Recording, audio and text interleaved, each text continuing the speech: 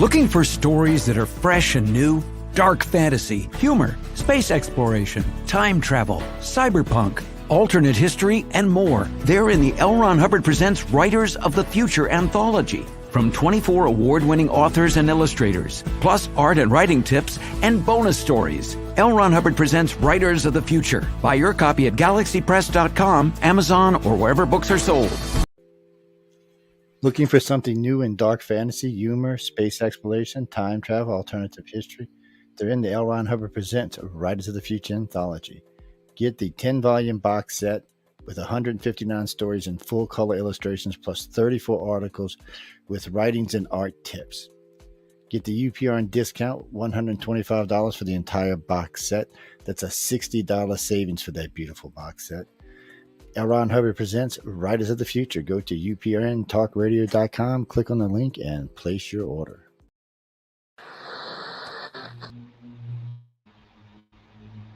Whoa, what happened? Oh my, hold on. There we go.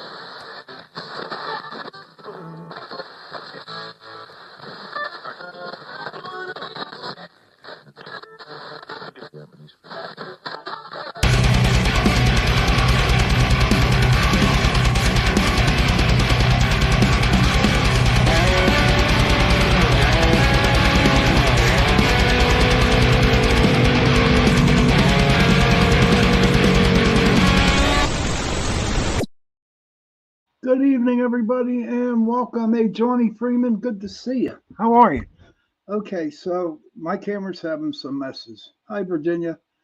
And so here's the deal. Check this out, right? As you could see, I'm like kind of being like a ghost tonight. You know, I don't have a clue.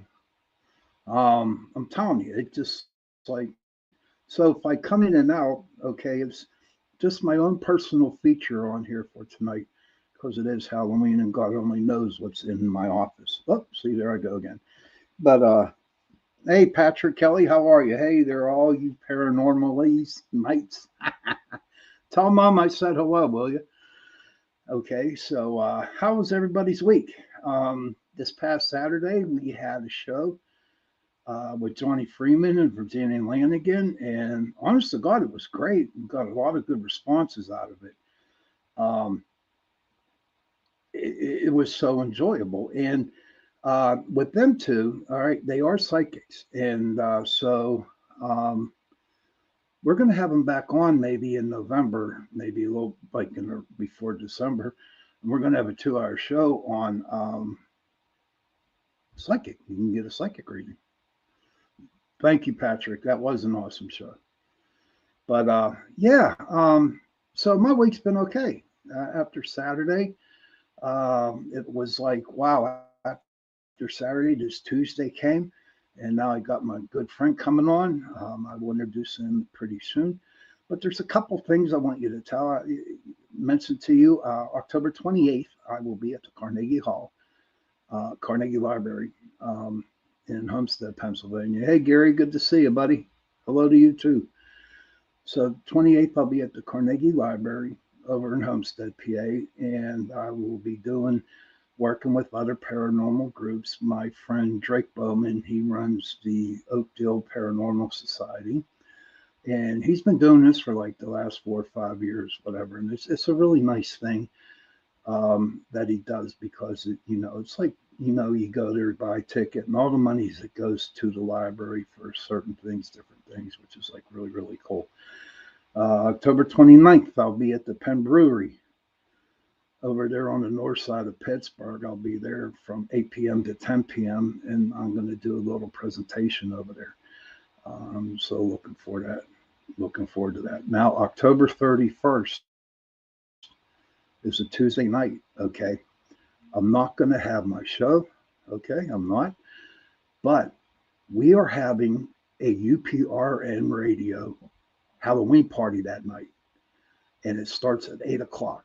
So after you pass out all the candy and you're done with all your Halloween, come on to UPRN radio, and we'll have all the hosts on UPRN radio, and we're just going to have like a little Halloween party, and it's going to be fun.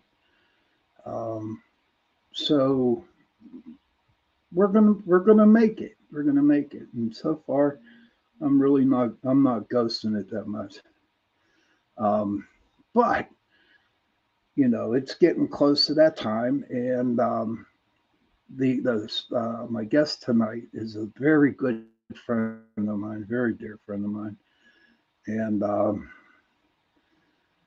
we interviewed him for his last book, Coal Region Hoodoo, okay, on Chasing Prophecy. That was my old show, and now he came out with a new book. Uh, I hope I say this right. Flying Saucer Esoteric, and my guess is he's a good dude. He's a good dude. His name is Maxim Furek. Okay, and there goes my ghosting. A little bit about Maxim. Let's see. Okay, this is the wrong one. Hold on 1 second. We'll get to him. But how was everybody's week? Here it is. We got the bio here. Maxim Furek is an academic and an avid student of the paranormal. His electric background includes aspects of psychology, addictions, and rock journalism. He has a master's degree in communications from Bloomsburg University and a bachelor's degree in psychology from Aquinas College. He has written numerous rock biographies as well as paranormal themed books such as Coal Region Hoodoo, Paranormal Tales from Inside the Pit, and Flying Saucer Esoteric. His book, Shepton, The Myth, the Miracle, and the Music, was featured on an Australian Mysterious Universe. He has been interviewed on podcasts, including Exploring the Bizarre with the legendary Timothy Green Beckley, Art Bell's Midnight in the Desert with Heather Wade, and Paranormal 60 with David Schrader. He's a contributor to Fate Magazine, Normal Paranormal, and Paranormal Underground. Coal Region Hoodoo, Paranormal Tales from Inside the Pit, has been described as a fascinating look into the Pennsylvania paranormal wormhole through a never-seen-before sociological and popular culture lens. And that was one hell of a bio there, buddy. And without further ado, I am going to introduce you to my friend, Maxim Furek. Hey, Matt. How you doing, Sean? Doing great. Thanks. Welcome to the show, man. Yeah, great to be on Into the Night. And I know you mentioned that I had been on Chasing Prophecy. Yes. We talked about Coal Region Hoodoo. So this is great to be on your new show and talking about my book, Flying Saucer Esoteric, The Altered States of Ufology. So that's only been out for like 8 or 9 days. So we're real excited about that. And hopefully we could tell your listeners a little bit about it tonight. Yeah. So what you been up to, buddy, besides writing books?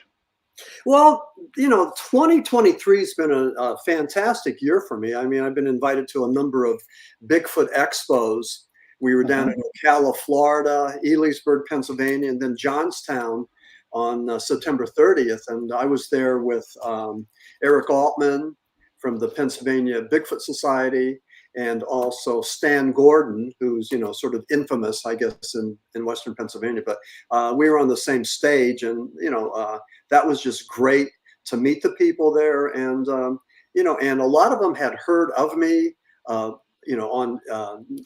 podcasts such as yours. So it was almost like meeting old friends. It was great. But Johnstown was really, really good for me, and, a lot of fans, and I met a lot of new people, and it's just great. So, they're talking about bringing me back in 2024, and I'm looking forward to it. I mean, Johnstown's really a pretty cool town with a lot of paranormal activity, especially in the Masonic there, where the expo, the Cryptid Expo is being held. So, all kinds of stories of hauntings there. There's a lot of history out there in Johnstown, brother. Yeah. Somerset County. That's where Flight 93 went down. Yeah, that's right. Yeah, we went to that memorial when it first came up. It was just a chain link fence, and a lot of bikers came there and put their T-shirts and flags there. You know, amazing how patriotic some of these biker gangs are. But then Yes. now we have the new memorial in Shanksville, and you know, that's very touching. They did a great job with that. So, you know, So, yeah, it is touching. In fact, I remember a couple years, I'd say about maybe 10 years ago, somebody that lived on that property asked us to go out and investigate the property because being that crash site and a lot of, you know, spirits are hanging around there. But we weren't allowed to. The government stepped in and said no. And we couldn't do it. Virginia says, hello, Maxim. oh, hi, Virginia. Maxim. Yeah, thanks for checking in. Sweet Virginia. Yeah, sweet. That was a Stone song. See, sweet Virginia. Yeah, she is sweet. But so how has Coal Region Hoodoo been for you since it came out?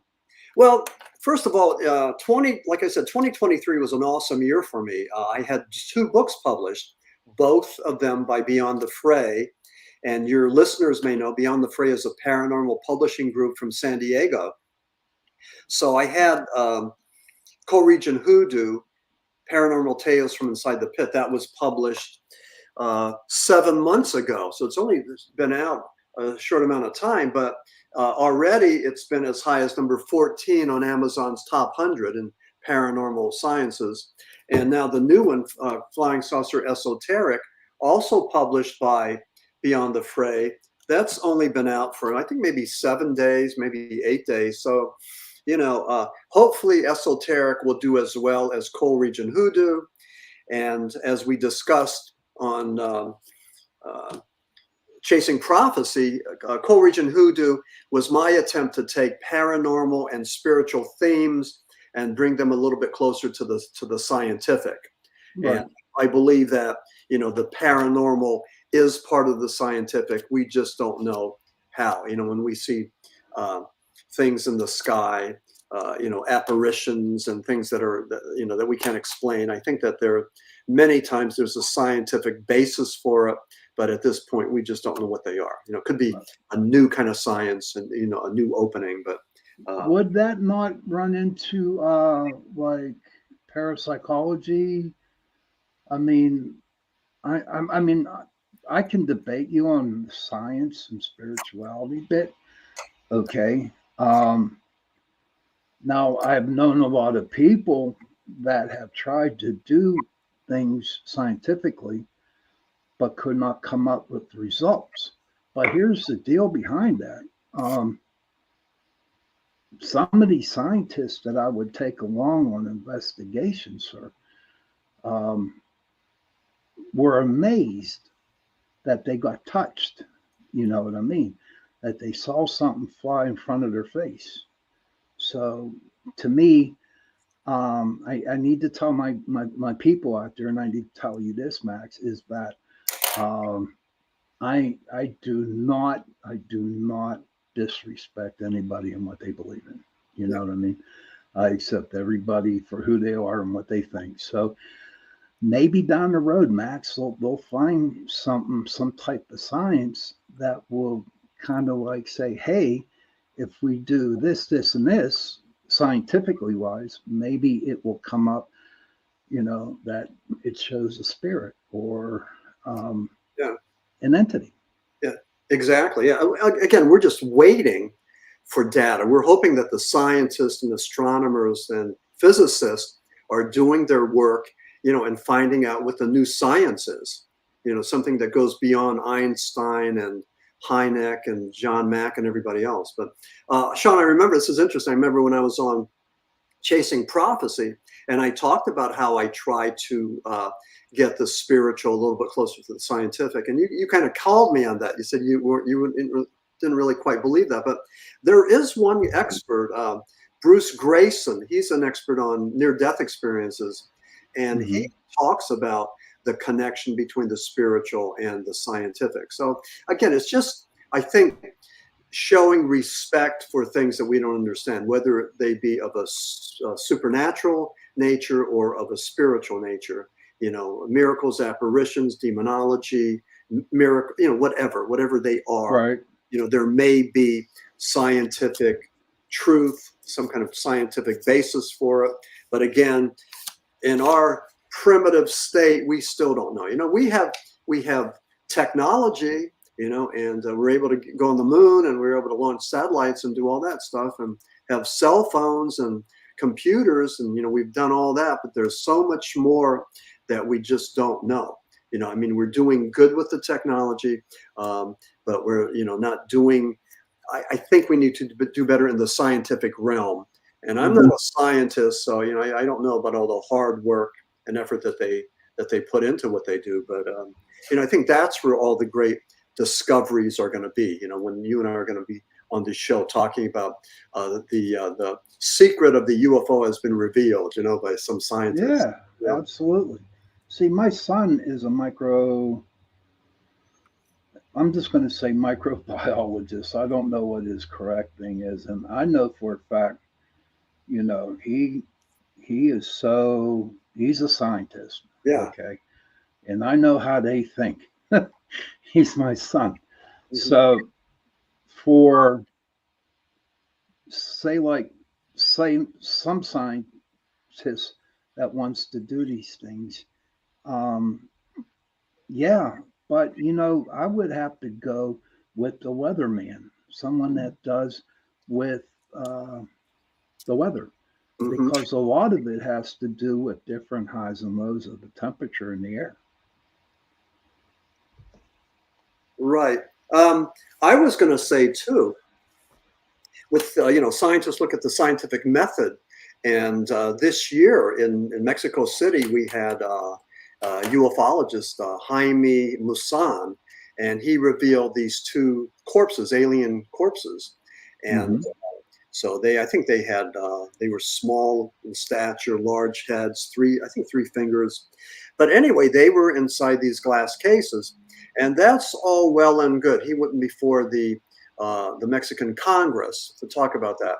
But, that's just step one. Step 2 and 3 needs to be the scientific method, where Jaime Maussan allows scientists, the scientific community, either in Mexico or, United States or all of them, to take a look at those corpses, to do their DNA, to analyze them, to use the scientific method to see what's going on there, if they are real or if they're a hoax. And that's what we Go ahead. And that's what we want to find out. But with the revelation that just happened, and I think it was July of this year, there needs to be more. And like they said on the X-Files, the truth is out there. Well, show me the truth. Don't tease me and titillate me and tantalize me, but show me the truth.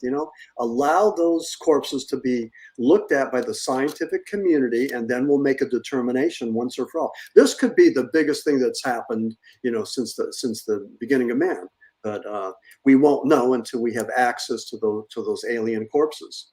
And that's what's crazy about that, Max, is that the scientists go in, they get alien DNA, the whole 9 yards, but there's going to be a certain amount of people are going to look at you like that was planted, like that alien DNA is planted. Those aliens are just mannequins, stuff like that.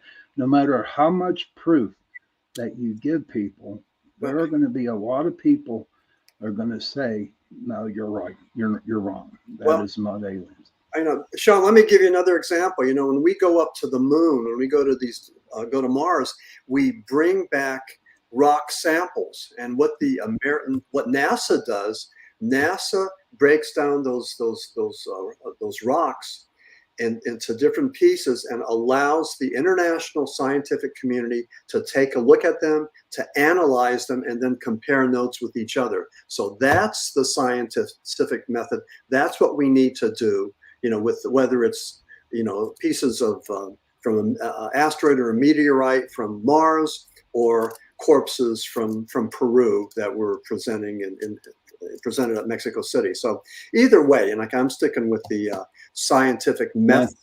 That's what I love about you, Max. You're more scientific and I'm more spiritual, but Yeah. I do respect what you believe. Yeah. I have a couple questions before we get into Flying Saucer Esoteric. Yeah. What got you into writing?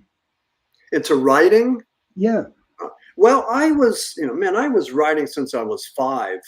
And, I came from a working class background. So, we didn't have, well, back then, a lot of people didn't have TV and we didn't have computers. That was back in the Stone Age. But, my mother, sort of inspired us to read and write.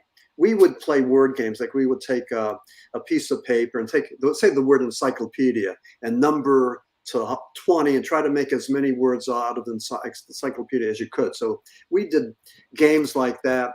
She read to us. She, preached that we should pronounce our syllables distinctly, things like that. So my mom was pretty much into reading and literature. And I think I got that gift, that interest from her. And I used to write little comic books for my brother, and my brother would always be the one, the victim, like the giant bird would go and take my brother and put him out on the airy, at the top of the mountain, and things like that. So I was writing and drawing cartoons, and like many people, many of us baby boomers, and we were raised on black and white 1950s science fiction movies and horror movies, and the Edgar Allan Poe stuff in the 60s, Twilight Zone, all that stuff. I mean, man, we just had a full head of the paranormal and the horror. I mean, we loved it. I mean, I loved it, and my friends loved it. So, that became one of my interests, and I mean, it was more than an interest; it was a passion. So, along with rock and roll and pretty girls, I mean, I like the paranormal. So, I was, like most other, I guess most other kids, I just, enjoyed reading. And then there was a point where I didn't want to just go and read; I wanted to go and create things, and that became very, something that spoke to me. But even with Flying Saucer Esoteric, I remember exactly when, something was working through me saying, this is the next book. And it was like, something like some energy was channeled, through me. And that was the genesis of Flying Saucer Esoteric. And it was this year, it was 2023 that happened. So, I was like a madman. I was possessed. I wanted to get this book completed, and I worked on it morning, noon, and night. I mean, and then I finished it and submitted it and all that. But it took me to the wall, So right. I remember we had you on, and you were in the process of writing Flying Saucer Esoteric. Yeah. What came up with the title for that name? Well, I like I don't want to use the word occult, which would have also worked, the Flying Saucer occult, but esoteric pertains to a body of knowledge that's known to a select group of people. And, back in the old days, it might have been priests and, maybe the doctors, those people who had access to what was known as occult knowledge, knowledge that only certain people were allowed to read. But esoteric is a similar term, and Flying Saucer Esoteric pertains to that information that a lot of your listeners are aware of and follow. And Flying Saucer Esoteric is pretty much the story of ufology throughout history. And, like I said, it was in 2023, I was reading a book, and all of a sudden it didn't track. I mean, I just couldn't. It was John LeClaire. It was a spy thriller. And he's a great writer, but there was something that was off, not with him, but with me. And somehow I got flying saucers in my head. and I was consumed with flying saucers. I just wanted to read about flying saucers, and I started to go through my library and read every single book I had. A lot of these from the 50s and 60s. Started to read, take notes.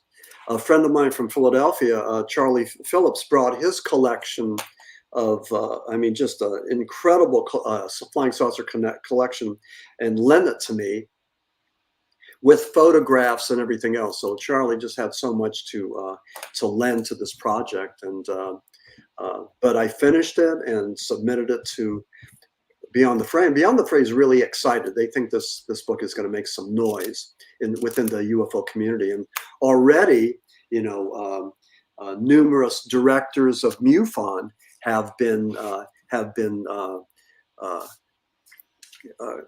called and contacted, and so we're getting some response from them. And I know Susan Schweitak, who's the director in Virginia, and she's just a great person. She had me down at her conference in Baltimore, Maryland, a couple of years ago. So, Susan wants to go and do something maybe in Gettysburg, paranormal conference. And Gettysburg may be a perfect place because, you talked about all of the lost souls, the troubled souls in Shanksville, with the terrorist attack. Well, there's a lot of those in Gettysburg too, people that died horrific deaths. And oh, hell yeah, I go there every year. Yeah. I've been going up there for every year for about 25 years straight. So yeah, I could take you to some places that you could get a whole brand new book on just in one area. Now, is that one of the most haunted places in Pennsylvania? One of them, but I'll tell you, a lot of people have come up and asked me that question. Is it the most haunted area in Pennsylvania? And I tell them no. Okay. Where I live in Pittsburgh, there is, I'm going to pronounce it wrong. Sorry, Johnny Freeman, Monongahela River. Okay. And Monongahela? Yeah, Gila or Halo. Okay. Depends on what part of Pittsburgh you're from, the way I look at it. Okay. Yeah. But way back in the day, there was a lot of Native Americans and settlers were in that area. Okay. Max, Johnny says, yes, Max, you're right. But I'm from Pittsburgh. But gotcha. So in all my investigations that I have done, I found more evidence, more energy, starting at Elizabeth, PA, all the way down to Menneson, and further down Menneson. And see, to me, the whole Mon Valley is a lot more haunted than Gettysburg. Okay. Yeah. Well, and then you also have the Chestnut Ridge, that 100-mile stretch right outside of. Oh my goodness! Yeah, that's for the Chestnut Ridge. We've had a couple people on, and Johnny agrees with me. Thank you, Johnny. We had a lot of people come on as guests on Chasing Prophecy that claim that the Chestnut Ridge is like in the top 10 of most cryptids and stuff like that. So Exactly. I'm hopefully I'll be able to get out there and find somebody to go out with and check it out. Well, it's interesting. They say that Kecksburg from 65 is Pennsylvania's Roswell, and Chestnut Ridge is Pennsylvania's Skinwalker Ranch. So probably, yeah, I would think so. But Kecksburg, I don't know. My guest on November 7th has a whole new theory on Kecksburg. Okay. So if there's like a big controversy about Kecksburg. So, oh, look at me, I'm ghosting out. So if you're not doing that November 7th, tune into the show, and his name is John Ventry. Yeah, so he has a good. I like we talked before the show. Who do you believe? Do you know what I mean? And to me, it just came out to where I need, make that decision for myself on what I want to believe in. And then again, when you look at Kecksburg, I mean, what are the choices? You know, it's either ours, theirs, or it's extraterrestrial. So. I think it's not ET. It's the German. Back real quick. This is the way I look at it. The U.S. Army Air Force went in. Nazi Germany was. Oh wow! You have tales from Marlborough, Tasman, New Zealand, Maxim. Oh, great! Awesome, dude. Yeah. Welcome. Glad to have you in here. But what happened was the Nazis, they were big into the occult, and some claim that the Army Force, Air Force, whatever, went in and they took that machine, the saucer, and brought it back over to the States. It really gets into it. I know, and and that's just another example of Pennsylvania weirdness. I mean, we're really up there. Allegedly, Pennsylvania is #3 state with Bigfoot sightings after Washington and California, and we're up there with UFO sightings. And the thing about Bigfoot is that many times people see Bigfoot along with UFOs. So there's that paranormal, interdimensional connection, whatever that is. But but it's and Sean, that's right in your backyard. So Yeah, no, you're right. I'm like going out. This is my ghost now. But no, you're right. From the people I've had on my show and chasing, prophecy, who study the Bigfoot, that the UFOs and the Bigfoot go hand in hand. Yeah. Because whenever I hear of a Bigfoot sighting, first thing I do, hey Tony, what's up, buddy? Tony, this is my brother down in Texas. Oh, cool. All right. Yeah, and what it is whenever someone or I hear that there was a Bigfoot. Hi, Mandy, how are you, hon? Good to see you. Whenever there was a Bigfoot sighting, I always checked and see what the activity of the UFOs were going on down in that area at that time. But you know what, buddy? I have a couple questions for you. Hey, Robert Carpenter, look at that, Max. Wow. Hey, Cindy, good to see you. Look at Robert. He's from Indiana. Welcome, Robert. Oh, yeah. That's where my son lives, Robert. He lives in Indianapolis. They're showing up tonight. Yes, they are. They knew you were coming on, Max. I had you out there. I'm glad you're doing fine. Hello, Cindy. Good to see you. I got a couple questions for Max. Now, and this is my questions, but if anybody out there has a question, feel free to ask Max. He can answer all kinds of questions. And the forest that Tony's talking about, it's very, very haunted. Might have to bring him on the show about it. Yeah. Okay. Wow. Look at all these people, Max. Check all these people out there come to listen to you.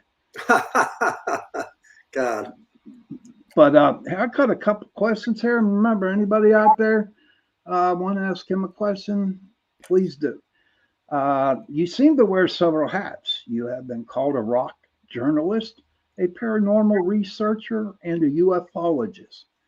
Which one is the real Maxim Furek? That's a good question. Yes. I don't know how to answer that. I started out as a rock journalist. I mean, I wrote a bunch of books about rock and roll bands and bands that were pretty big back home. And I had a publication called Timothy, and just did a whole bunch of things. But I was writing a rock biography about the song Timothy. Timothy was a big hit in 1971, and a lot of people thought the song Timothy paralleled what happened at the 1963 Shepton mining disaster. And in both cases, in the song and at the mining disaster, there were 3 people that were entombed. Only 2 came out, and there were these horrible allegations of cannibalism. So as I was researching the Shepton mine disaster, I realized that Shepton had a lot of paranormal aspects. And boy, you're winking in and out there, Sean. Yeah, I am. Is it bothering you? I'm sorry. No. It's just, I mean, I kind of like it. Sean the Ghost. Look at this. I see that. So the Shepton mythology opened up the door for me to the paranormal. And I tell people, I didn't go looking for it. I didn't go looking for the paranormal. It found me and it hit me over the head. And, but just, I was so well accepted and recognized by the paranormal community as far as being invited onto podcasts and being invited to conferences and all of that. And so it's just been great. I mean, I think that people that follow the paranormal and ufology are just awesome people. It's an awesome community, and they've treated me with nothing but respect. And I'm just honored to be one of the guys talking about the paranormal aspects of Pennsylvania and the Western Pennsylvania coal region. All of that. I mean, I'm honored to do that. I want to do for our region what Stephen King did for the state of Maine. I want to talk about our stuff, and it's more than just Gettysburg, and it's more than just Lancaster, but it's Chestnut Ridge, and it's the just a lot of other areas, and in Pennsylvania. But we have it all. I mean, with all the immigrants coming here with their superstitions that were sort of low key. And then with the second generation, we started to talk about these superstitions and everything, as we started to blend in. So, but Pittsburgh's a good example of that. I mean, you have a lot of ethnic groups there, and, and look at George Romero, Night of the Living Dead. I mean, Pittsburgh and Western Pennsylvania is an epicenter of paranormal, oddities and anomalies and everything else. I mean, just, you have a lot going for you there. So Sean, you're in the perfect area to do your podcast. Oh yeah, absolutely. But the problem is, the station goes from New Orleans over to Florida. So hopefully we can get it on up here. But Tony asks a question for you. She says, Max, have you ever heard of if the Bigfoot does a long whistle? Did I ever hear do I know what that means? Have you ever heard of if the Bigfoot does a long whistle? No, I don't know what that is. Johnny, how about you, buddy? Have you heard about it? Johnny Freeman's a hunter, Bigfoot hunter. He's a good man. He's a friend of mine. Okay. But so I find it interesting that Flying Saucer Esoteric has been described as a virtual time machine. Yeah. Would you care to elaborate? Yeah, that's what Beyond the Fray thinks. But it's more than just a reference book and a listing of UFO events. It's like a time machine. I mean, just open it up to 1947 and look at what happened with Roswell, and then look at what happened before Roswell. What was happening with ufology before Roswell and after. So it's a virtual time machine. Stories told through the eyes of abductees, contactees, hoaxers, scientists, planetary explorers, all of that. And what I do in Flying Saucer Esoteric, I tell the story starting with the people that lived before Christ during the BC time period, theologians and astronomers that believed that there was life on other planets, many of whom were viewed as heretics, and some of them either under house arrest or burned at the stake for going against the mandates of church and state. So they reviewed some of these folks who believed that there was life on other planets and talked about that and wrote about it. They were put to death for their views. I talk about, I have the second chapter lists a number of biblical scriptures that have been used by people like Eric von Daniken, to prop up his theories about ancient aliens visiting Earth and creating the pyramids in Easter Island and all of that. So I have those. I mean, and talk about what they mean, and then we go into the 11, 12, 1300, end up with the 2023 congressional hearings were David Grush, and he's from California, Pennsylvania, right there in Washington County, right next to you in Allegheny. And Grush was the one who testified, said a whole lot of really just amazing things, that he knows where crashed vehicles are. He knows where the extraterrestrial entities are. He will give up that information because it's classified. He will give up that information to the right people in the government, which again, much like the Mexican alien corpses, we need to bring this thing to closure, to a conclusion. It had a great beginning, an introduction. Now we need to go and bring it to some kind of conclusion, a scientific conclusion, find out where are these saucers, where are these bodies. Let's go there. I mean, we've already talked about that. So show your cards. And I think every one of us in the UFO community needs to be livid about that. We need to, make our voices heard. Show your cards. Let us know what you know. It's not good enough to go in front of those cameras, international cameras, in July of this year, and say that you know where these beings are. Let us know. Let the rest of us know. So. Again, but I don't think that will happen there, Max, honestly, because they just don't want to give it up. You know what I mean? No matter how hard you fight, no matter how hard that you try to get answers, there's no way in hell are they going to give you any. They might have sent you out like a couple, like 40 some videos, and out of 40 some videos, they said, oh, one might be a UFO. And they're not going to tell you. But here's the deal behind that, Max. The government thinks we're stupid. Honest to Pete. It's the 21st century. We know more than they do. Yeah. But for the life of me, I don't understand why they won't give us more information on it. Well, you're talking about what happened with Kecksburg. Through the Freedom of Information Act, we asked for information on Kecksburg, and what we got was all redacted, or it was lost. So they didn't come through. So they're not gonna give it. But I want to come back with this question. Do you think there is a time machine out there that does exist? Well, thank you. Okay. More green tea for my parched throat for you listeners. Thank you. Thank you, wife. That's my wife, Pat. So. Yeah. Well, give me the question again. Oh, the time machine. Do you think there's one out there? Or do you think one can be made?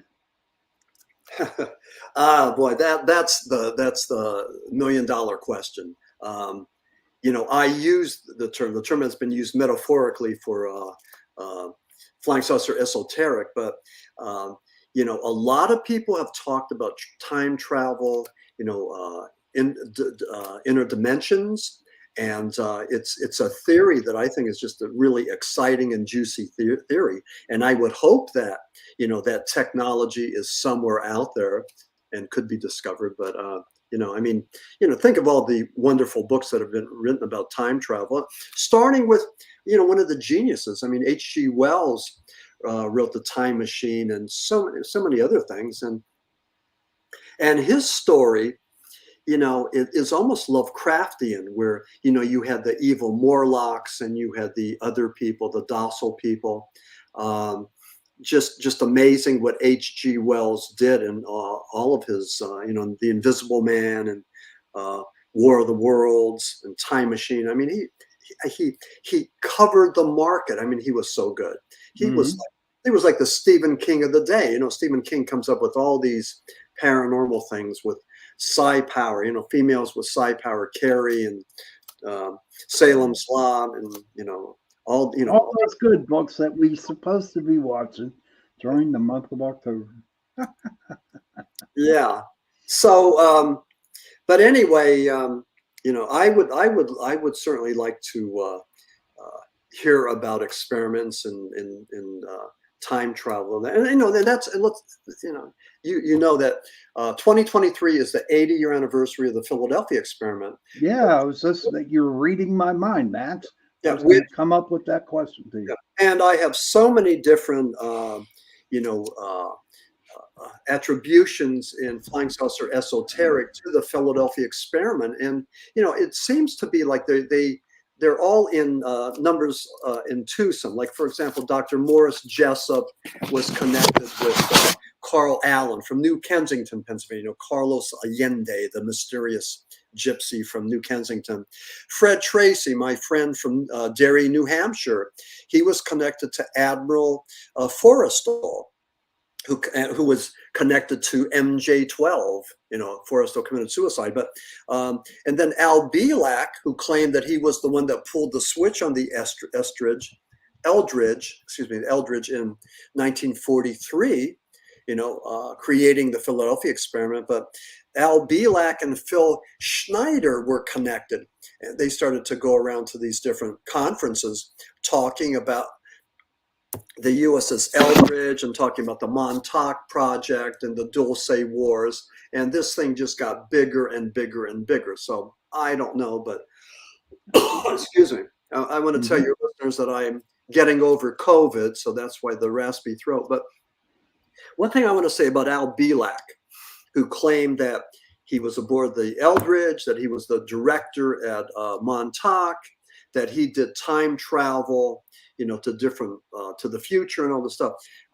It sounds crazy. It sounds bizarre. But if you were to Google Al Bielak and listen to some of his YouTube videos, the guy is on. He's since passed. I think he died when he was 92, but he is articulate. He has a great command of the language and details, and he knows his stuff. So if it's fabricated, this guy he's a wizard. He's wonderful at what he does, but it sounds like he knows things. And the one thing I want to say about Montauk, and again, that fits into ufology big time.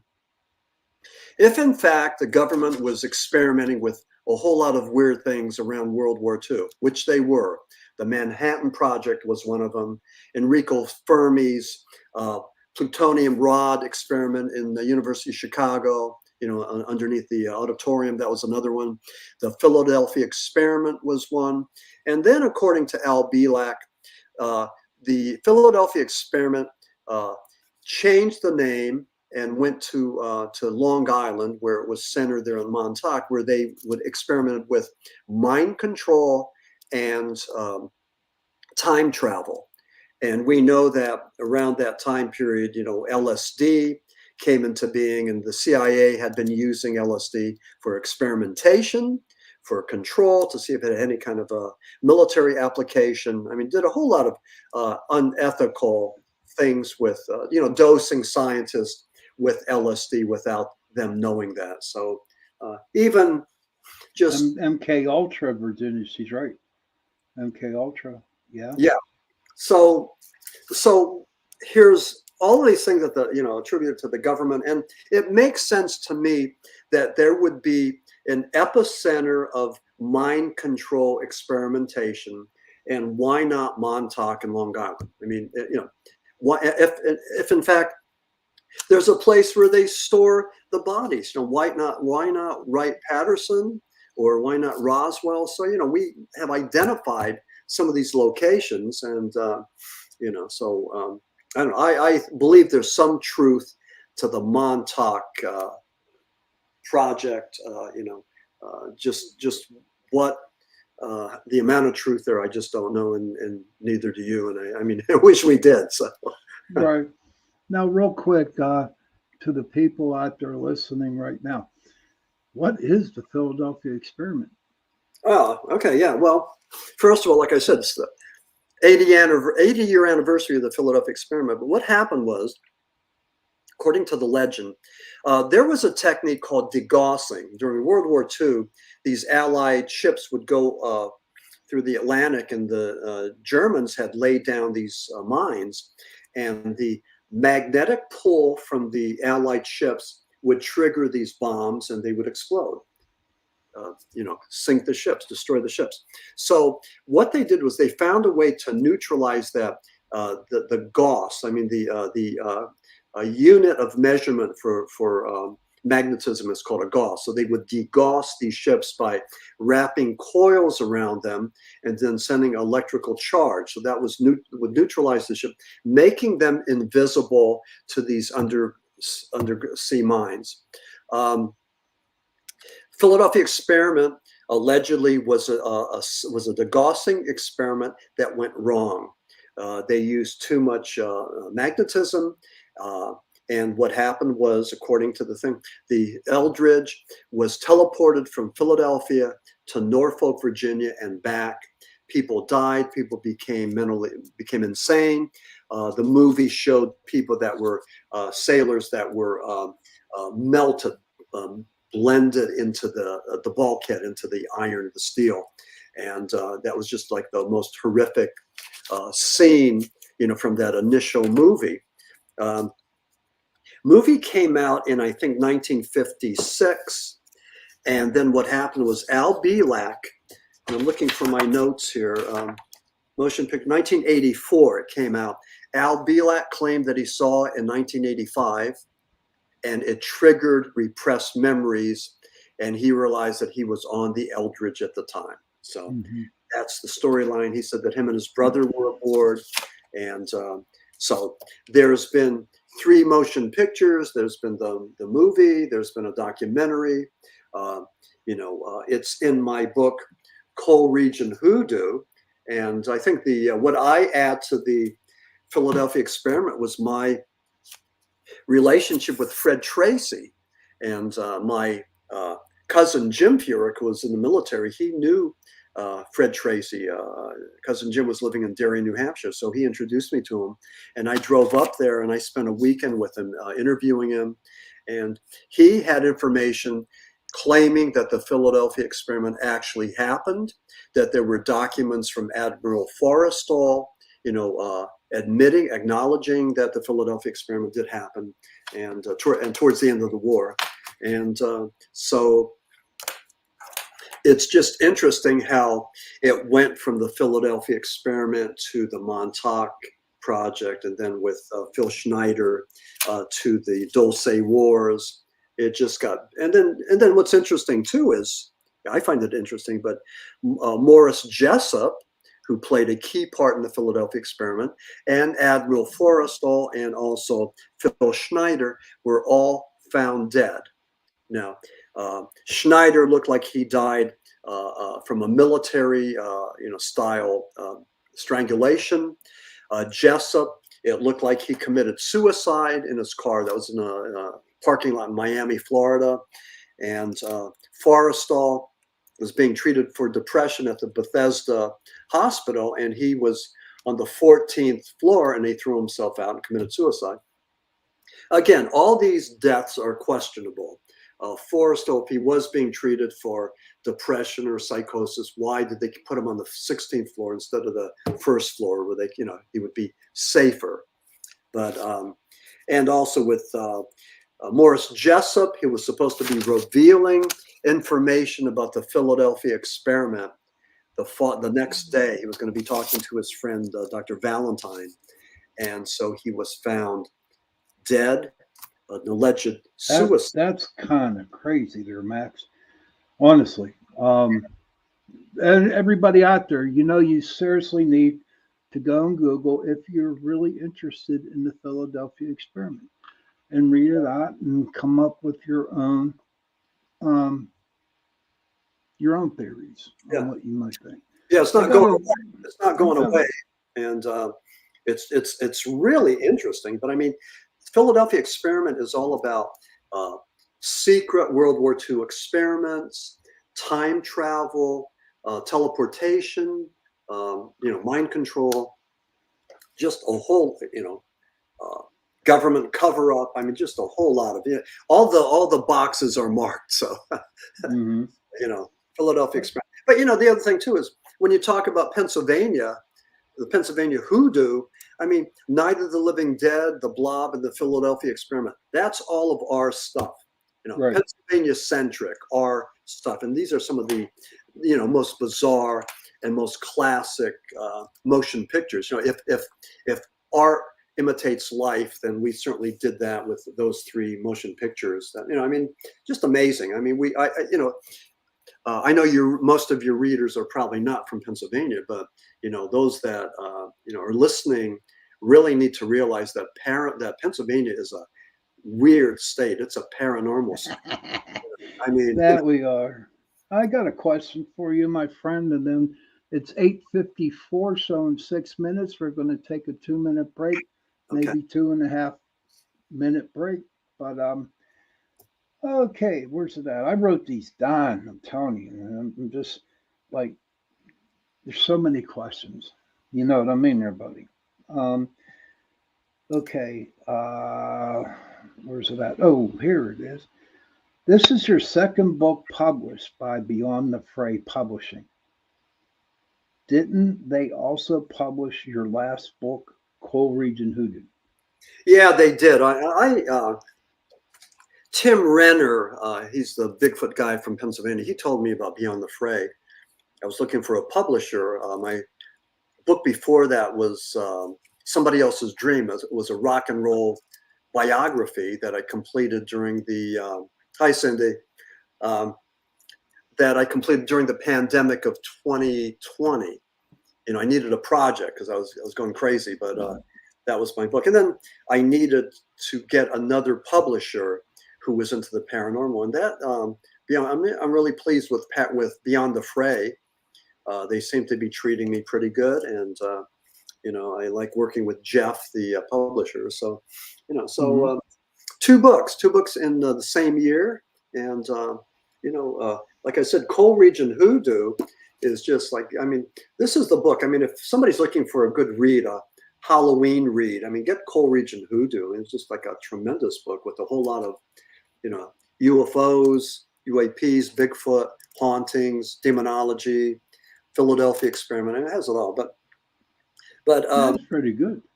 Yeah, thank you. Yeah. If anybody out there in the chat room or anybody that's out there listening, and if you are writing a book about the paranormal, okay, what's the name of the company again that they can go to? Beyond the Fray Publishing. All right, let me put that in here. Let me put it in here. Beyond Fray, Beyond the Fray Publishing. If they're in San Diego, and yeah, they do a pretty good job. So what I just typed in was Beyond the Fray Publishing. So if anybody's interested in getting the book done, check them out, because I think they did pretty good there with Max. Yeah. I'm going to give you one more question there, buddy, and then now we're going to go on break, okay? Okay. When you did your research with Flying Saucer Esoteric, did it lead you to any interesting conclusions? Yeah, I think the answer to that is that, the flying saucers have always been with us, from the early days to today. I mean, we've always seen them, and we've always been seeing things in the sky. We have, true believers. We have hoaxers. Their 15 minutes of fame by making things up, but there's a lot of credible people, scientists, and credible politicians, people that have seen these things and reported on them. And so again, I think what amazed me with the research on the book was that they have always been here, whether it was before the time of Christ till now. So it's nothing really new, just that we call them different things. So. Okay. So in about 30 seconds, we're going to go on break. Max, can you hang around a little bit more? Absolutely, Sean. Looking forward. Awesome. And everybody, please stay in room at 2.5 minutes. Get yourself something to drink, smoke a cigarette, do what you got to do. And we'll see you here in about 2.5 minutes. All right, here we go on our break. I need it.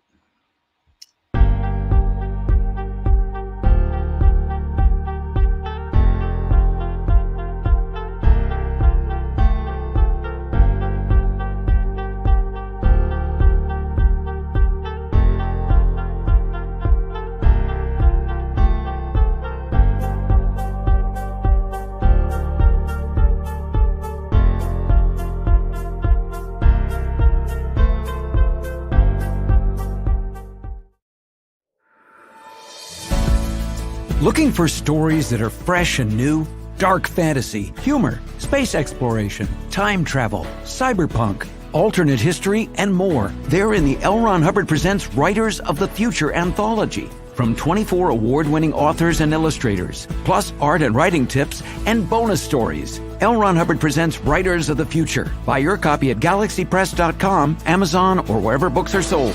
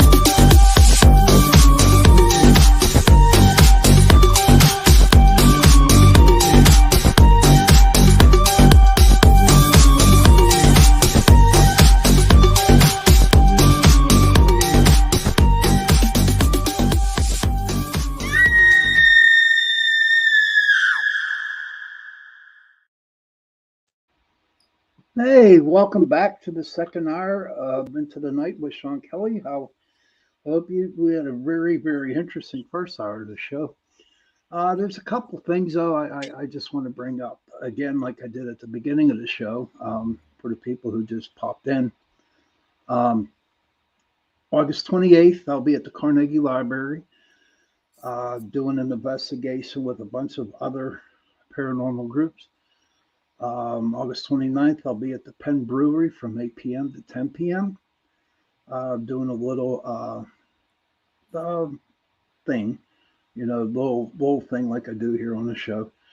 And remember, Halloween night at 8 o'clock, 8 o'clock till whenever it is, UPRN is sponsoring a Halloween party, okay? And so since it's in my time slot, I'm going to be here along with the other host of UPRN, and it's going to be a great time. That last video you saw was done by Lorelei Plotvin, and she is the Angel Rock. Her show's on Monday nights, I do believe, and she's a very wonderful lady. And Lorelei, I have to tell you, it was awesome. I really enjoyed it. That was pretty cool. I might play it even when it's not Halloween. So what's going on, Max? Well, we're getting ready for hour number 2, Sean. Yeah, we are. We're getting there, aren't we? Tonight, and glad to be here. And I'm hoping that maybe in 2024 I could come out to the Pittsburgh area and say hello. And oh yeah, that'd be kind of great. Yeah. So, but it looks like I'll be going out to Johnstown a couple of times. So okay. So that's how about you were talking about going to Gettysburg. There's a lot of places. I mean, you can talk to different paranormal groups, different Bigfoot hunters and Bigfoot groups. There's a lot of them here in Pittsburgh and stuff like that. And the one thing that's really happening is Bigfoot expos are blowing up. They're all over the place. I mean, there's so many first-time Bigfoot expos. I was at the Elysburg and Johnstown. That was the first time they had those. A number of them, I think Somerset, a lot of counties surrounding Cambria and outside of Allegheny County are having these Bigfoot conferences and bringing in the experts, the authorities. So just a lot of energy there. We have an expert in the field here, Johnny Freeman. He does a lot of speaking too. I think is it Beaver Creek, Ohio, Johnny? If you're still on, buddy. Great show. Thank you, Johnny. Johnny, is it Beaver Creek, Ohio? Or because there's a lot of Bigfoot activity that happens down around there. And I know for a fact we go to a place, um, we go to a place called Prospect Place, and it's in Trimway, Ohio. Okay. And there's been a lot of Bigfoot sightings like right around there. Okay, you're not an expert, but you know what you're talking about, John. Yes, he done a conference this year. But back to the book, I wrote all these questions down, and we have to get to them, sir. Okay. Yeah, absolutely. Okay. Let's start with All right. question number one. Okay, you were invited to several Bigfoot expos during the summer. What's your connection to the Bigfoot mystery? Well, I don't have any connection to the mystery. I mean, I don't know what they are. I wish I could see one. It's interesting. You know, I live in Luzerne County. I'm about maybe 4.5 hours from you. You know, from the Pittsburgh area. But Right.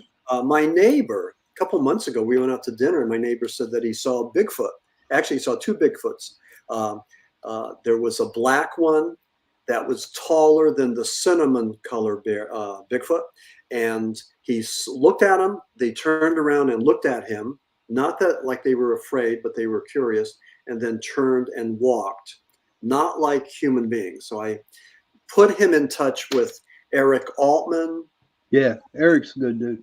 Yeah, put him in touch with Stan Gordon, and put him in touch with Tim Renner. And these are the three Bigfoot guys that I'm connected with. And I just thought that they should have this information to know that two Bigfoot creatures were seen in Luzerne County. So, Virginia's from Pike County, PA. Okay. So I think in a lot of these Bigfoot expos, they bring in the Bigfoot authorities, but they also like to have a outlier, somebody who's more into the paranormal or the ufology. And I think that was my connection with these. And Eric was in Johnstown. He was one of the one of the guest speakers, along with me and Stan Gordon. This September 30th.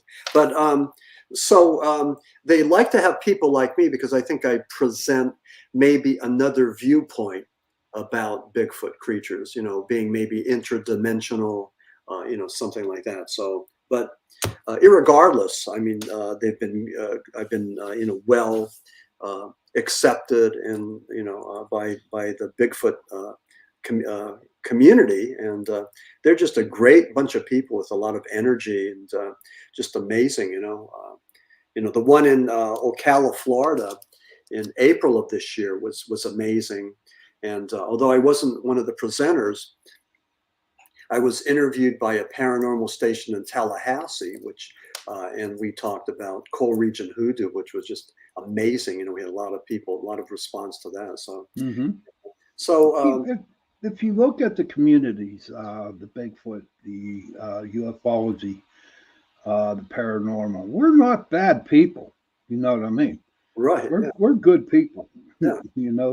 Maybe people out there who aren't part of the communities think we're a little nutso because I was told that I was a little nutso myself, but you know what?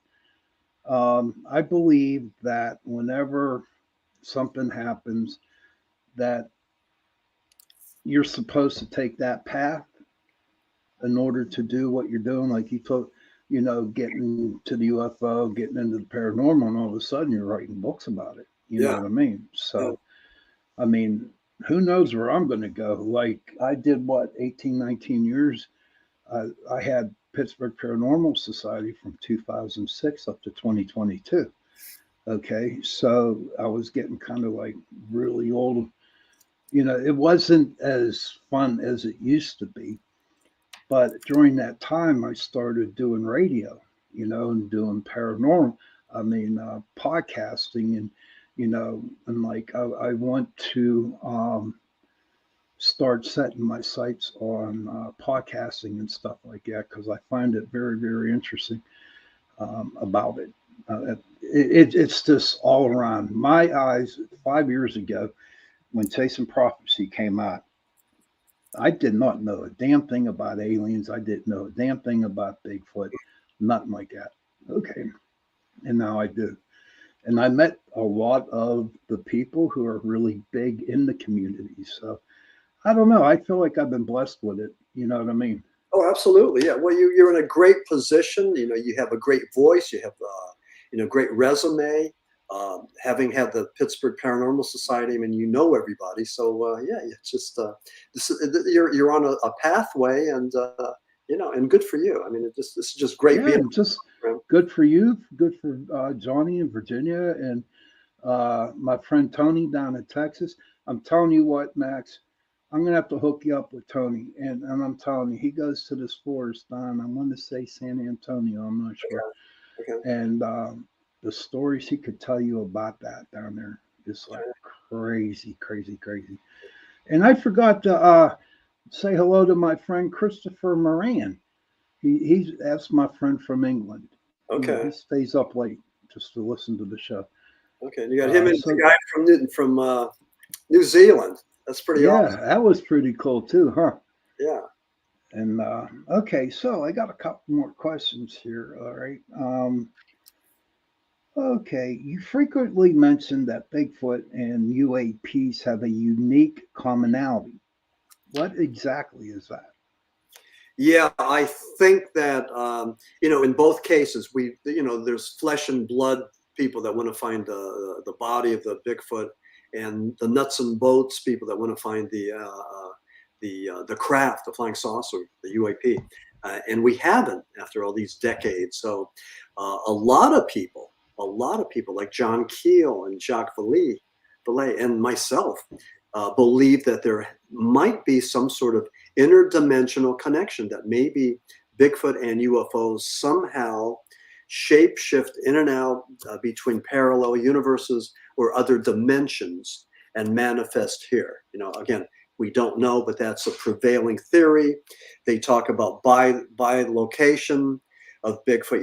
You see them in front of you and then they're behind you. So sort of like that. So there may be something to it, but we come to this conclusion only because there's been so many sightings of Bigfoot and flying saucers at the same time. Portals, maybe wormholes and bridges, like Einstein said. Einstein said that between with the space-time continuum, there's wormholes that go from one end to the other, and so by traveling through these wormholes, that could, aliens, extraterrestrials that live, millions of light years away, can reach us in a microsecond, through that wormhole. So again, that was his theory, his theoretical, hypothesis, that we need the scientists to go and try to figure out if this is a workable theory, if people could actually go through that space-time continuum. But again, it's the most, I think it's the theory that I keep on hearing all the time, that there's there's dimensions, bridges, wormholes, portals, whatever. Johnny said he proved it at Beaver Creek this year to the group there. Yeah, it's a good story, Max. Maybe you should hook up with Johnny and he'll tell you about that story. I mean, like I said, I've been hooked up with the best people, the blessed people, around here, and so there's a couple names I would like you to get in contact with. So Johnny, he's from San Antonio, right? No, Johnny isn't. Johnny's from Virginia. No, Tony's from Texas. Okay. And Johnny's from here in Pittsburgh. Okay. Okay. Pennsylvania. Yeah. Okay. All right. Do you have any conferences lined up for 2024, sir? Yeah, I do. I'm going to be at the Hermetic Institute in June. And I'm going to be talking about Dr. Frederick Santee, who was a white witch. And Johnny's in Fayette County. That's part of the Chestnut Ridge. But I'll be presenting at a conference in Wilkesboro, Pennsylvania, talking about Dr. Frederick Santee. And he was a white witch. He was the high priest for the Coven of the Kata, And he was one of the foremost abstract thinkers of the 20th century, one of the youngest people to graduate from Harvard. And he lived 5 miles down the road from me. So I was his patient, his friend. I interviewed him, and just an amazing guy. Sybil Leek, the alleged world's most famous witch, was the one who initiated the Coven of the Kata there in Walpole in Pennsylvania. And just an amazing story. So I'll be talking about Dr. Frederick Santee, white witches, curses and poxes and all this stuff. And, he taught me a lot. He was a very kind gentleman, and he was very, very altruistic, he shared his information with me. But one thing I will share about Dr. Santee, he said any religion could be used for good or evil. You could go and use the right pathway where you do helping and healing, or you could do the left pathway where you would put a spell or a curse on someone. But he said if you were to do that, then you have to deal with karma, and karma would come back on you, would manifest threefold or tenfold. So I know a lot of people that got a lot of karma coming to them. You know what I mean? But I don't know if I'll ever see it. I don't know if I'll be around when it happens. But I want to ask you a question. Yeah. You say the dude's a white witch, okay? Yeah. I know a lot of people. I know a lot of women, a lot of men who are in the Wiccan community, okay? Yeah. And a lot of them are saying there is no such thing as a white witch and a dark witch, okay? And I'm sure I'm going to get some emails coming back at me tomorrow about that question. But to them and to me, okay, from what I have experienced from people who are in the Wiccan community, that, a witch is a witch is a witch is a witch. There's no such thing as white, and there's no such thing as dark. They're just witches. Okay. I mean, I just thought when you came up with the word white witch, that's like in the Wiccan community, that's not like a good thing to talk about. You know what I mean? Yeah. So to me, and this is just me, if I was going to that conference, I would look at him as only a witch. You know what I mean? I just would not think of him being a white witch, and that's my own personal thing. Yeah. So, I will run that down and check it out and talk to some of my Wicca friends and just see Wiccan friends and see what they say about it. Yeah. I certainly don't want to use anything that would be disrespectful. Right. Absolutely. I mean, and it's just I know I got into a lot.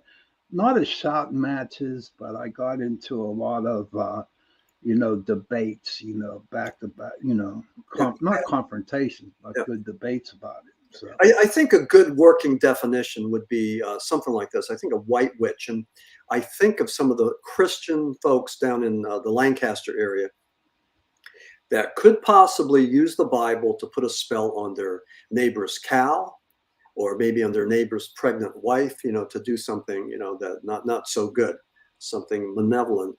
And those would be, I would refer to as white witches. Again, Christian people that use the Bible, not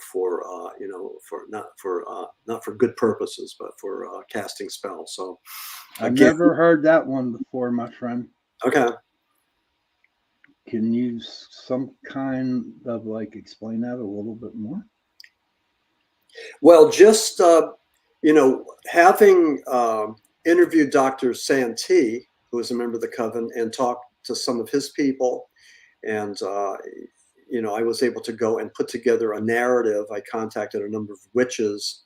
And the one thing I will say, after Coal Region Hoodoo was published, a number of Wiccans were certainly drawn to the chapter on Frederick Santee, Dr. Santee, and they told me specifically that they approved of the chapter because it was respectful of Dr. Santee and the Coven. So, that's what I'm at this point going by. I don't think that there was anything that was said intentionally, and certainly, certainly Wiccans have had a whole history of being castigated and put down by angry Christians who said that they were in cahoots with the devil. So, that's something that a lot of them are very, sort of gun shy about, because a lot of people still take their shots, and sort of like Sean, you were saying that they wouldn't allow the folks to go there and your group investigate Shanksville, because they didn't understand you, respect you. They probably thought that you were in cahoots with I don't know who, if not the devil, so the KGB. But so it's sort of the same thing. But no, I mean, I think I come from I hopefully come from an attitude of respect, and and when I did my research, the chapter on Dr. Santee has a lot about the what I call the Lancaster White Witches, and it's in there. I mean, there's a lot more to the book than that, but I mean, if anybody's interested in that, I just pick it up and just read about it. So. Maybe I might have to Google that guy. You know what I mean? But about the Bible, like casting. Now I know for a fact, and this is my opinion only, because this is my show, but they seriously need to rewrite that Bible, and I'm just going to leave it at that. That's my opinion. You know what I mean? I mean, I could have a 2-hour show on the Bible, how I feel about it. Maybe cut out the part about the flood, right? Oh, man. I don't want to go there. I got you, my friend. All right. Did you have a personal conclusions after retired Major David Crush 2023 congressional UFO hearings? Yeah, we talked about that before. I think that he needed to show us cards. If you know something, will show us, tell us where they are, and stop playing games. And that's both David Grush and the United States government. If there's something there, show us. One of the things that Grush said that was really fascinating, he said that we've known about flying saucers and extraterrestrials since the 1930s, said that Mussolini captured a flying saucer, turned it over to the Vatican, and then the United States got hold of it. So in the 30s. So there's a great narrative there. And, I certainly would want to, get more information about that. So how do you go by getting your information, Max, for your books? Well, a lot of reading and a lot of research, a lot of personal, there was a lot of personal interviews in Coal Region Hoodoo. For example, I interviewed Dr. Santee. I interviewed Ed and Lorraine Warren, the Roman Catholic demonologist from Connecticut, and they were involved in the Schmurl haunting. Fred Tracy, involved in the Philadelphia experiment. I visited Shepton, talked to so many people in the Shepton area, Centralia, with Kecksburg, I contacted Stan Gordon, some of the folks out there. So a lot of this information is out there. You just have to put it into a readable narrative, that's interesting and well written and all that. So, but it was fun to do the research, and I've been told that Coal Region Hoodoo has a nice flow. It begins with Night of the Living Dead. It talks about what makes people afraid, and again, it's a great Halloween read. And then now for the people who never heard about Coal Region Hoodoo, could you please share the story of the coal mine? Well, if you're talking about Shepton, that was the 1963. There were the miners claimed that they saw the apparition, the spirit of Pope John the 23rd in the mine. And here, Shepton took place in August of 1963. Pope John the 23rd had died in June of 1963. So it was an example of life after death. What's interesting is that Pope John the 23rd, all three of his miracles, his purported miracles, happened after he died. So it was an example that many people, like Elizabeth Kubler-Ross, she wrote On Death and Dying. She felt it was a classic example of life after death. So, But Shepton had elements of out-of-body experiences, afterlife experiences, near-death experiences. The miners saw humanoid creatures. I mean, just a lot of bizarre paranormal stuff. It's probably the most, the wildest, and the most weird coal mine disaster of all time. One other thing that very few people know, the rescue technology they developed in Shepton, they've used, I think it was in Q Creek, I think that was 2002. They saved those guys in Q Creek, Pennsylvania. That's down by Somerset. Yeah. And also 2010, the Chilean copper mine disaster. All 33 of those guys were rescued by Shepton mining technology. So. Oh, really? Okay. Shepton rescue technology. So. And they got them all up. Yeah. Total like 42 people between Q Creek and Chile. So yeah, it was an amazing thing. But very few people outside of the the Shepton, Pennsylvania area know about this rescue technology. So it's like a well-kept secret. I don't know why, but it is. How did Dr. Morris K. Jessup's book, The Case for the UFO 1955, add to the narrative? Yeah, Jessup was an important player in the Philadelphia experiment. And what happened was Carl Allen got a hold of his book, The Case for the UFO, and had all these annotations there. And it would seem that Allen knew about things like Einstein's unified force theory. Einstein wanted to go and merge gravity and electromagnetism into one force and have an anti-gravity vehicle or device. And so Carl Allen claimed that he knew about this, and he had all these annotations, and he sent them to Morris Jessup. I mean, tons and tons of them. And so Carl Allen inserted himself into this Philadelphia experiment.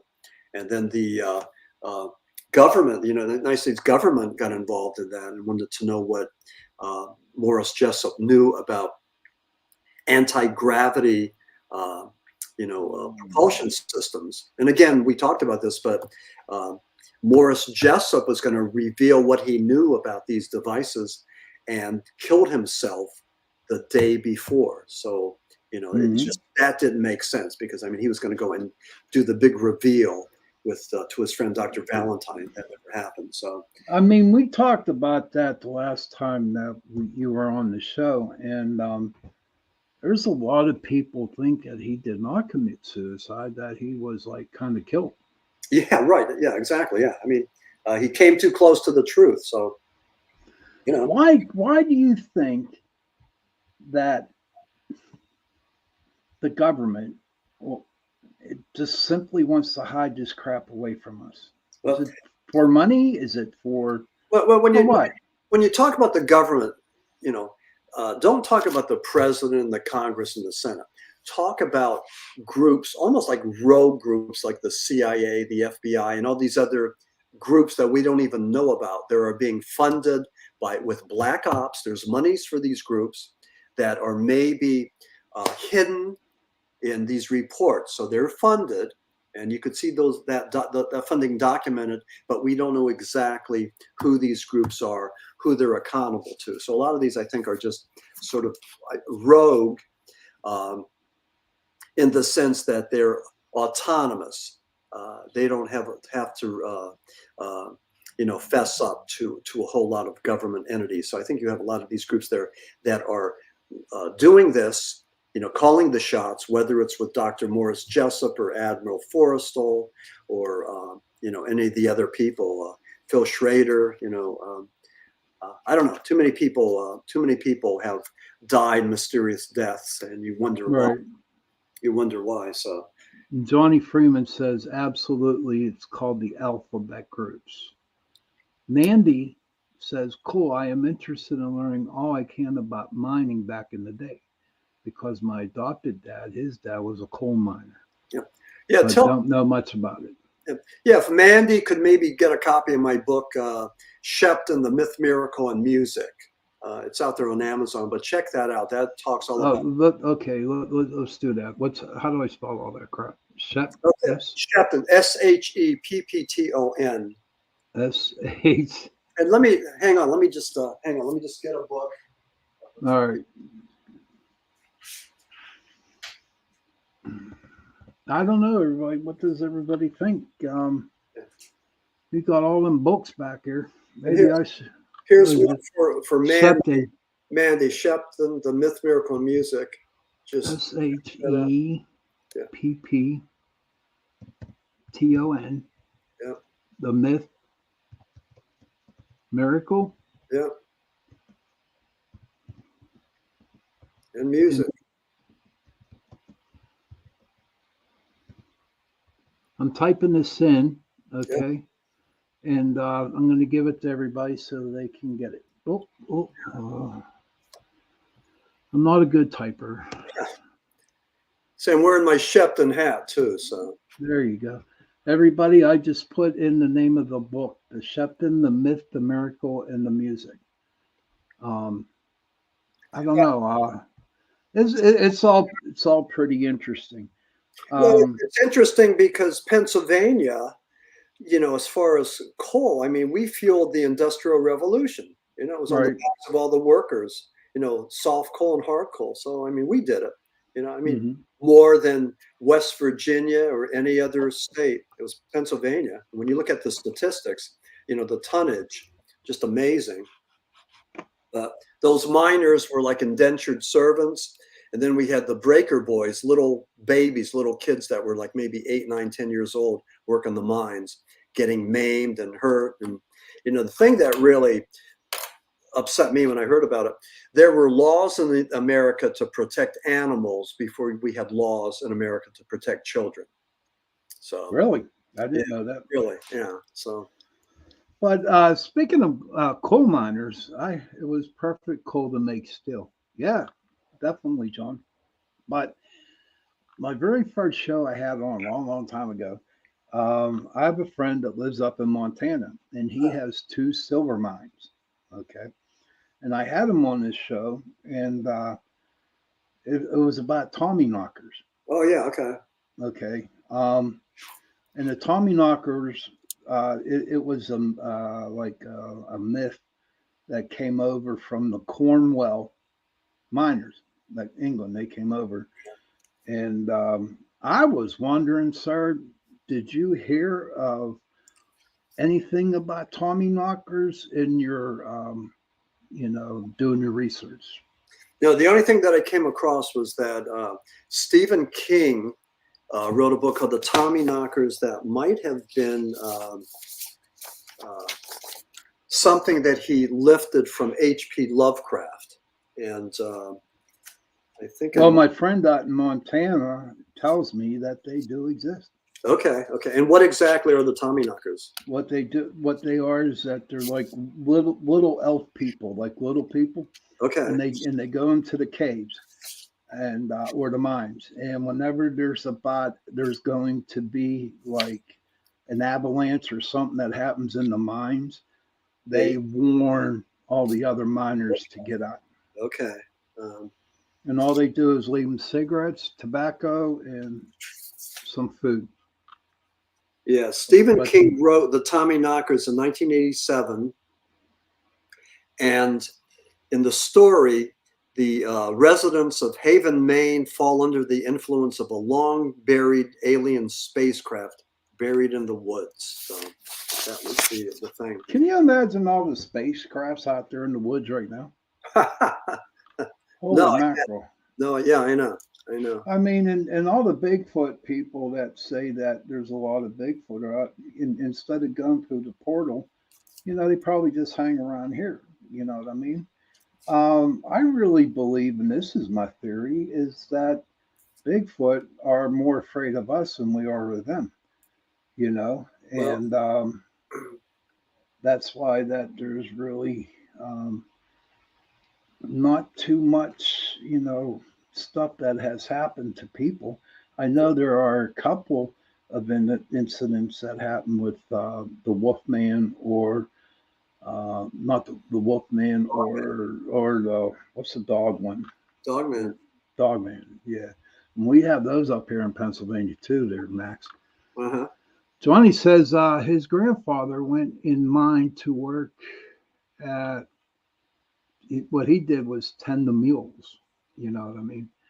But it just amazes me. What we see today as paranormal, what we experience as paranormal. Can you imagine all the paranormal back then? My God, it would be like so interesting and You mean down in the mines? the mines everywhere, anywhere, except in that people saw things that they really can't explain what they saw, right? I believe, in fact, that a lot of people back in the 40s were put into mental homes or insane asylums because they were seeing ghosts or, you know what I mean, or hearing something like that. Mm-hmm. And there was definitely nothing wrong with them. Yeah, that's a good point. Yeah. So you got all these people who are normal, but they're going to insane asylums because they saw a ghost. So I don't know. This world's really messed up there, Max. Yeah, But and it may not be getting any better, but yeah. Listen, I got 5 more minutes with you, brother, and I got to let you off. 4 minutes, well, now I got to let you go. okay. Now, my question is, sir, how can people reach you? Upcoming dates, what do you got going on? Razz it all out there, brother. Razz it all out there. Yeah, if they want to contact me, they could check out my website. It's www.maximfurek.com, MAXIMFUREK.com. And there's a way to contact me. If they wanted to get autographed copies of any of my books, they can. Or if they want to just read about me or see where I'm going to be, I need to go and get that my schedule updated. I'll do that. But I plan on being out in the, be doing a number of conferences in 2024. And looking forward to it. I think that, it's going to be nice going out there talking about Coal Region Hoodoo and Flying Saucer Esoteric. So, and I'm going to ask you one more question. What are you going to do on Halloween night? I'd like to binge watch something. I don't know what. When we were just down in Dallas, Fort Worth, Texas, just last week, and I watched the Texas Chainsaw Massacre when we were there. So that was really, really cool. So I don't know. I'm gonna, there's typically a lot of good, horror programs on. So I'm gonna go and watch one and or several or binge watch. So that's do you pass out candy or where you're at? No, not here. I did back home in Pennsylvania. Now we're down in Florida. So where we live, there's, it's like an adult community, gated. Okay. We don't have any fun, Oh man, come on, Max. Come on, throw a party there, buddy. Yeah, I should have a party. Yeah. Yeah. Coal Region Hoodoo party. Yeah. But listen. Yeah. Well, thank you for having me on Into the Night. Thank you for being here. Yeah, this is great. And I hope that your listeners might be interested in Flying Saucer Esoteric. It just came out. And, and also if they buy any of my books, please consider putting a review on Amazon.com. I mean, it means a lot to us authors and it does help out. So if you could write a review, good, bad, or whatever, that'd be great. All right, Max, thank you very much. You have a safe Halloween and I'll talk to you soon. All right, bud. Okay, thanks, Sean. I appreciate it. Okay, good luck with Into the Night. Thank you. Wow, that was a great show tonight. Honest to God, I love Max. He's great. Virginia says she said she was nice to meet you, Max. So, but I'll tell you what, it was a great show. I love Max to death. I really do. There are times that we disagree with each other, but you know what? If we couldn't disagree or have our own thoughts, then this world would be like really boring, I would think. You know what I mean? Look at my ghost action there. Check it out. Where did I go, ladies and gentlemen? But no, it's getting close to the time, to where I could draw my cards. Okay, I draw my cards, and we all know the deal. It's the animal medicine cards. Thank you, Cindy. It's good to have you here. Sebastian, dude, thank you for being on. Boy, you got all kinds of people here, Max. I'll put you on real quick, Max. There you go. Max, you got all these people thanking you, brother. He's very knowledgeable. Thank you, Max. Nice to meet you, Max. That's good. That's so heartwarming. Thanks, Sonny. Thank you so much. I can't see this, but it sounds great. So I'm glad the viewers listened in, and I hope that it was they found it informative. Yeah, they really did. All right, buddy. I'll let you be. Thanks, Sean. Take care, and we'll keep in touch. I appreciate this. All right, pal. Have a good one. Take care. Okay, bye now. Bye. Let me get you out of there. Okay. I'll kick you from school. Wait a minute. There we go. Okay. So, again, it was a decent show tonight. It was a good show. I'm real interested at really diving deep into his new book, Flying Saucer Esoteric. I mean, I don't know. Every time I talk to Max and I have him on the show, I get to learn I learn a lot more stuff. He's a good dude, man. He's a good person. He's good people. So it is that time of the show, everybody, that I am going to draw 3 cards, the animal medicine deck cards. And is anybody out there that actually looked up the animals from last week? If so, if you want to talk about it, you're more than welcome to put it there in the chat room so I can share it with everybody. But okay, so the 3 cards, the first card I pull will be your past. The second card will be what's going on right now, why that animal's with you right now. And the third card is your future card, right? We got a little bit of time. I'll look in the book for the definitions. But so if we don't get to the definitions, what I would, what I tell everybody is go to Google and type in the animal totem and see the reason why that was chosen for you. Now I'll be the first one to tell you that this reading could not be for everybody, but it could be for some people. We don't know. But okay, so I am shuffling the deck here. All righty. Okay. All right, and I'm going to cut the cards. Remember, get your pens and paper. So I'm cutting it once, cutting it twice. Okay, here we go. The first card I have for you, everybody, is the squirrel. The squirrel. Okay, we'll write that down. That is your past card. Okay. Your now card, animal. Ooh. It's the horse. Okay.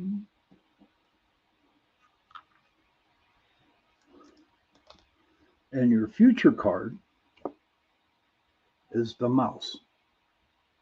That's interesting. So the 3 animals cards that I drew tonight was the squirrel, the horse, and the mouse. So if you want to, let's see where are we at, 9:43. Okay, yeah, we've got a couple minutes. If I have a hard time finding these things, and then we'll just figure it out on our own. Okay, I need to get to the scroll first. Here we go, 141. All right, where are we at? Okay. All righty. Okay. All right. It's the gathering. Now, this is your past card, the scroll. That scroll means gathering. If Squirrel has scurried into your cards today, it may be that you are being told to honor your future by readying yourself for change. The message could be to enlighten your load if you have gathered too many things that do not serve you. These things can include thoughts, worries, pressures, stresses, or gadgets that have been broken for years. In understanding the balance involved in gathering, you need to look at the idea of circulating the stock of what you have gathered. Call the nearest thrift store and give the gadgets to someone who can benefit from them. If something no longer grows corn for you, then it's time to let it go. And that's your pass card, which is, I think, pretty cool for everybody. The horse, this is the now. You can find the horse. There we go, 177. Let's get back here for the horse. Now, 177. Okay, now. Oh, wow, this is crazy. See if we can find it. The horse means power. So I guess you have a ton of power going on for you. Thank you, Virginia. But we're not going to get time. It's getting pretty close to the time to ending the show. But remember to scroll the horse, the mouse. You know what? I'm glad that today's show went along really great. Next week, I will not be on. There will not be an Into the Night, but there will be the UPRN Halloween party starting at 8 o'clock.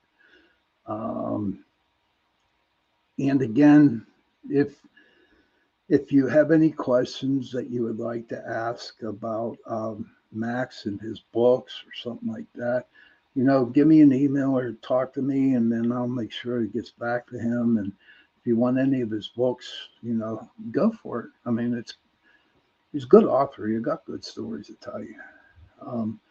I want to wish everybody a very happy Halloween. Okay. Please be safe out there. Watch out for the little kids running around in the streets. I know where I live, they block off a lot of streets so the kids go trick-or-treating. But I don't know. One more week of this, and then November comes, and who knows? That's the start of my season. Hope that you are back the week after, Sean. Oh, yeah, I'll definitely be back, Sebastian. Thank you again for staying up late and listening to the show. That really means a lot to me. It does. I want to thank everybody that came in and listened to Max and me, and I want to thank you for all your remarks, all your inputs that you put out there. But again, Halloween coming up. Please be careful. Check candies, you know what I mean? Keep the kids safe. That's our whole main goal. Our whole main goal in life right now is to keep the kids safe. Protect the kids. You have to. You have to protect the kids. There's no ands, ifs, or doubts about it. You got to protect the kids. And parents, if you have children, please, please, please go up to them and give them a hug and tell them that you love them. Okay? And children, please go to your parents and give them a hug and tell them you love them. And if you don't have no children, or if you don't have no parents, find somebody that you can give a hug to, and to tell them you love them. Not only would it work for you, but it will definitely work for them. And this is a holiday season coming up. Thanksgiving's only like about 30 days far in advance, 30 days.